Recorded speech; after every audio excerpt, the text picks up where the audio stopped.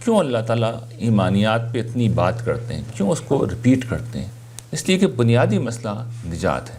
قرآن مجید اصل میں نجات کے لیے آیا ہے، دنیا کا کوئی مسئلہ حل کرنے اللہ تعالیٰ نے کتاب نہیں نازل کی، یہ مسئلہ ہی نہیں ہے قرآن مجید میں، یہ زیر بحث ہی نہیں آیا۔ آپ اپنا کوئی بھی مسئلہ نکال لیں، قرآن مجید اسے زیر بحث نہیں لا رہا ہوتا، براہ راست زیر بحث نہیں لا رہا ہوتا۔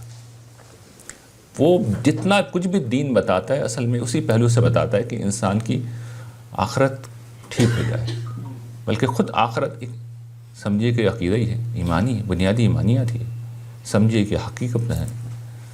لیکن اس کی نجات اور بلندی درجات دونوں چیزیں یاد رکھیے گا، آدمی کے دو ہدف ہونے چاہیے آخرت کے بارے میں بالکل واضح طور پہ۔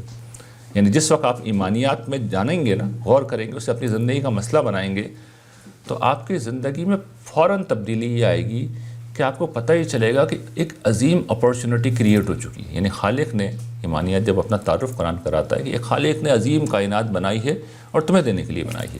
تم جو دو مرلہ گھر ہوتے ہیں، اور ہمارے یہاں تو 500 گز کے گھر ہوتے ہیں یا کنال کے ہوتے ہیں، جتنے کی بھی ہوتے ہیں، اس کے لیے مرے جاتے ہو، زندگی نکال دیتے ہو گھر بنانے کے لیے۔ پوری کائنات ہمیں تمہیں دے رہے ہیں، ہم تمہیں پوری کائنات دے رہے ہیں، لے لو ہم سے۔ تو اب آدمی مان لیا گا اس نے، تو نیچرلی رویہ کیا ہونا چاہیے؟ اگر میں بتا دوں کہ جی آپ لوگ یہاں پہ ایک ٹکٹ مل رہا ہے، اس کو خرید لیں 10 روپے کا، اور اس کے بعد 1 کروڑ روپے اس کے اوپر ملیں گے، تو جس کے پاس پیسے نہیں بھی ہوں گے وہ قرض لے کے خریدے گا اسے۔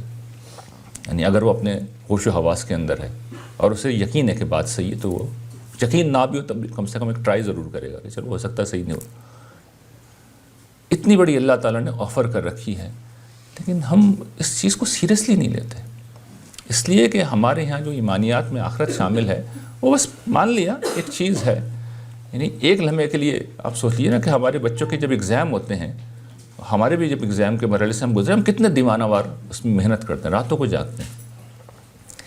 اتنی بڑی اچیومنٹ ہے، اس کے لیے ایک امتحان تخلیق ہوا ہے، تو اس کے لیے ہم نہ پکڑ سے اندیشہ ناک ہوتے ہیں، نہ نجات کے لیے فکر مند ہوتے ہیں، اور نہ بلندی درجات کے لیے۔ ایک دفعہ میں نے ابتدائی زمانے میں ایک آرٹیکل لکھا تھا کہ لوگ کہتے ہیں جنت میں کوئی ہمیں چھوٹی موٹی سی جگہ مل جائے، تو میں نے اس پہ آرٹیکل پہ عنوان باندھا تھا، یہ کیسی بری قناعت ہے، قناعت کرنے کے لیے جنت ہی رہ گئی ہے، چھوٹی موٹی جگہ جنت میں ہی چاہیے، اب گھر آپ ایسے ہی بناتے ہیں۔ یعنی آدمی کے پاس وسائل ہوں تو کیا وہ یہی کرتا ہے کہ بھئی کوئی چھوٹا موٹا سا بس ایک 2 کمرے کا 1 کمرے کا کوئی بس اسٹوڈیو اپارٹمنٹ لے لیں اور زندگی گزار دیں؟ یہی کر رہے ہوتے ہیں، گھر میں بس 2 دریا ڈال کے ہم زندگی گزار رہے ہوتے ہیں، 1 چادر 2 دنیا۔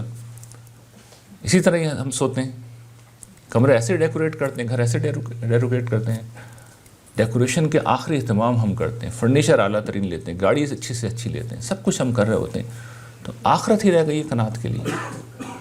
تو ایمان ہے جو وہاں پر یقینی بناتا ہے کہ ہمیں آخرت میں نجات نہیں ملے اور بلندی درجات نہیں ملے۔